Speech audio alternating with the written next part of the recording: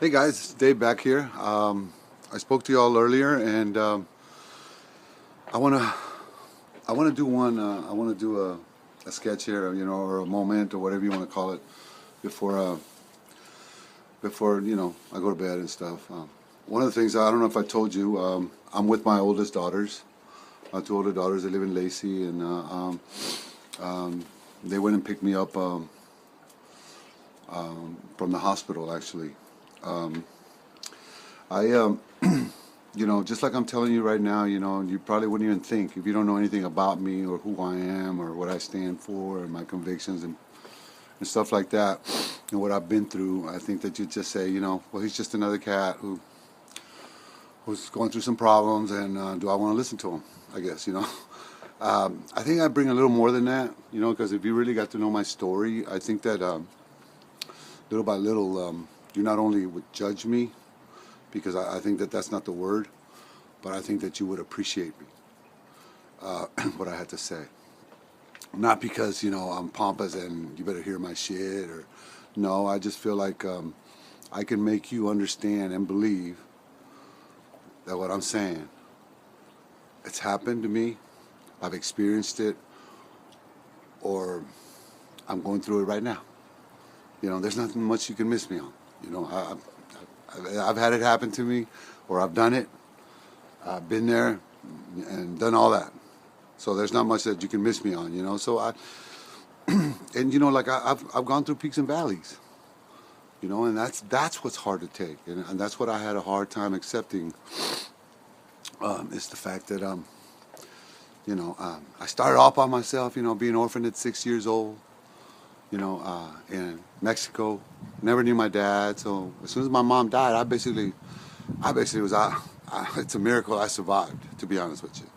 To be that young and to be orphaned, and maybe not necessarily a third world country, but close to it. I, there are, a lot of turmoils. I only had me and my sister, and we both had different dads. So her parents picked, her grandparents picked us up and basically sold me, since I wasn't none of their blood, sold me and to a family that was from across, from the United States. And it was a Mexican family, and they totally mistreated me bad. It was all for the wrong intentions, regardless. They had three other kids of their own, and they adopted me basically so we can be migrant workers, and I could be somebody who could bring in some extra income, totally. And that's the way it was, whether, I want to be made out to be like just making shit up or whatever. I'm not, I know what it was. And back then it was pretty common. It was pretty common to get sold like that, as I understand it now. Anyways, just going through all that stuff, and then basically going through the hard times with this other family, they used to just beat me and just totally mistreat me, and I started going to school, and I noticed how much I liked it. I enjoyed education, always had. I used to run away from home just so I wouldn't get beat. But you stay out as much as possible, because back then, if you were found walking around the streets in the daytime, that meant you were truant. That means you weren't in school. That means that was a crime back then. And so you have to basically be like cats, walk the alleys and do whatever, and sleep in old warehouses and stuff like that. At 9 and 10 years old. I mean, young. We were all young. But, for some reason or another, we all had our own story, you know what I mean? That why we would rather be doing this, and then woofing spray paint and woofing glue and, just to numb ourselves, from what's happening, around us at a young age. I mean, I had tattoos at 9 years old. At 9 years old, I had 4 tattoos on my body, and how much I thought about myself at 16. I mean, I had a tattoo on my arm of my own grave, with a little ribbon on top, and where it said my name. I mean, that's what I thought about myself at that age. So I knew I was going nowhere pretty fast. But it just took turns. I mean, I met the Waterses. She was my teacher, 4th grade teacher. I mean, just shit like that's happened to me. That's just it's like made for a movie or something. It's like and she saw my potential, and I went to live with them as a foster child, and they showed me what life was really about and what true love really meant, and just the core things that I live by today. They made an impression on me in a year and a half that I was basically living with them. It had such just such an impression on me, that to this day, I cater to that. That's what I look back and say, this is what life's supposed to be. This is what a family's supposed to be like, and this is what they're supposed to do for each other, and it always goes back to the Waterses, always. And I implemented that to my kids nowadays, you know what I mean? And I never ever spanked my kids, I could easily been, hell, that used to be me, so that's probably why I beat my kids too, Oh, that's not me, man. Because I said, hey, you know what, the madness stops here, right here. I got the power to stop this right now, from ever going any further into my family. I can stop it right now. And I did, and I chose that.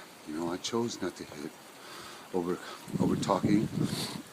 I chose what they used to do to me, that was a big part, So when people say, I did this because that's happened to me, that's kind of weak, You know what I'm saying? I mean, that's to me. I mean, you're taking somebody's actions, you dictate your reaction, And that's not right. If you really thought it was that bad, then why you keep on doing it yourself? Why you keep doing it? Nah, there's no excuse. There's no excuse for it. So, with that said, I just want y'all to know that right now, I'm homeless and just on the blessings of everybody and the people that I know and things that have happened, I'm still alive. It's just a week ago, I was on the verge of doing myself some damage, just that, I just came to terms with the fact that, I just couldn't live in a world where a person that I chose to be my number one right hand could want to do me so harm that she just plays me for the house, plays me for everything, and doesn't want to be square, doesn't want to be fair, and just basically just makes me like it. I don't know if I could live in a world like that, because I have a lot of principles, and I know I don't value my freedom or my life so much. At least I thought that I'm just gonna let somebody just get away with that. I told him, I said, you try to cheat me out of half of mine, man. I'll make sure nobody has it. Well, they've done it, and basically they just laugh in my face. That's the way I feel, So I felt like, hey, she's a good mom, Can't say nothing bad about her there, and she's got support, Let her live, man, and I'll just have to die. So I started, just subliminally just trying to kill myself, in different ways, I started. So anyways, I got an infection, I got an abscess and stuff, and my arms, I went to the hospital, man, and got into my blood system, and now I'm feeling better, and, the infection is gone, it's not infected. But anyways, I'm back inside because it is cold outside. Like I said, this is my daughter's, a house that they bought.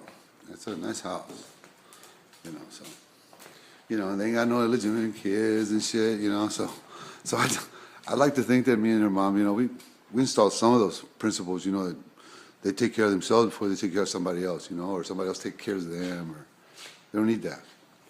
They're better than that. Anyways, so I'm just letting you know little by little about myself, Right now, it stays there, I started going to a boys' home and was adopted. That's why I have a white name, and I'm proud of that name. I mean, I don't know how many times I've fought in my lifetime, just Mexicans telling me, man, you ain't no true Mexican, man. Name Waters. Hey, motherfucker, I'm born in Mexico. You know what I'm saying? You can't be more Mexican than me. I ain't motherfucking first generation. I motherfucking am the generation. You know what I mean? So then I was squabbled over it. But I was always proud to wear it, and to this day, I wouldn't change it for the world. Because I was a good man who the least I can do is wear his name proudly. Because at one time he thought very highly of me. So, anyways, we're gonna be going we're gonna go pick up my ex, my first ex, who, you know, we had a, when we divorced, we didn't even went to court, man. You know what I mean? This is how